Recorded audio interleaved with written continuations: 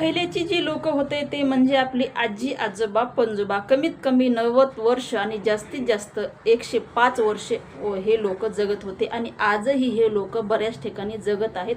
त्याचं एकच कारण आहे ते म्हणजे त्यांचं खाद्य। त्यांनी त्यांच्या दैनंदिन जीवनामध्ये जो आहार घेत होते ते आहार केमिकलचा नव्हता तर शुद्ध आरोग्याचा आहार होता, जेणेकरून जो आहार आपल्याला आज मिळत नाही।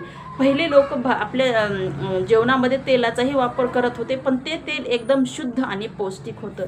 पण आपण आता सध्या जे खाद्यतेल वापरत आहोत तर ते आपण पैसे देऊन खाद्यतेल घेत नाहीत, तर ते एक पॉयझन घेत आहोत आणि तेच पॉयझन आपण आपल्या स्वयंपाकामधून आपल्या शरीरामध्ये आपण ग्रहण करत आहात। आणि खाद्यतेल असा पदार्थ आहे की फक्त आपल्या शरीरामध्ये नाही तर शरीरामधला जो मणका आहे त्या मणक्यामध्ये तेल आपल्या स्वयंपाकाच्या अन्नाच्या मार्फत आपण ते ग्रहण करत आहोत। जे IAS अधिकारी आहे तुकाराम मुंडे साहेबांनी पुढचा पाऊल आता त्यांनी सुद्धा खाद्यतेलाच्या तिकडे टाकला पाहिजे। या गोडाऊनची सुद्धा सतर्क अशी कारवाई केली पाहिजे आणि त्याच्या सुद्धा चाचण्या करण्यात आल्या पाहिजे, कारण मानवाच्या दैनंदिन जीवनाचा सगळ्यात महत्त्वाचा वीक पॉईंट म्हणजे हे खाद्यतेल आहे। जे जनता वर्ग आहे त्यांना माझी विनंती आहे की जो आपण तेल वापरत आहोत ते कमी तेल वापरा आणि कमी तेल वापरलं तर तुमच्या दैनंदिन जीवन आहे त्या आरोग्यासाठी चांगलं आहे।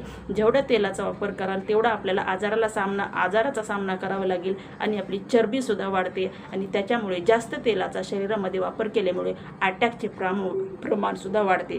त्याच्यामुळे तेल वापरताना सावधान राहा, सतर्क राहा, स्वतःची काळजी घ्या आणि पुन्हा एकदा तुकाराम मुंडे साहेबांना माझी विनंती आहे की तुमचं पुढचं पाऊल आता खाद्यतेलाकडे असावं आणि या तेलाचे सुद्धा जे केमिकलयुक्त तेल आहेत त्यांच्या संपूर्ण गोडाऊन सील करावेत।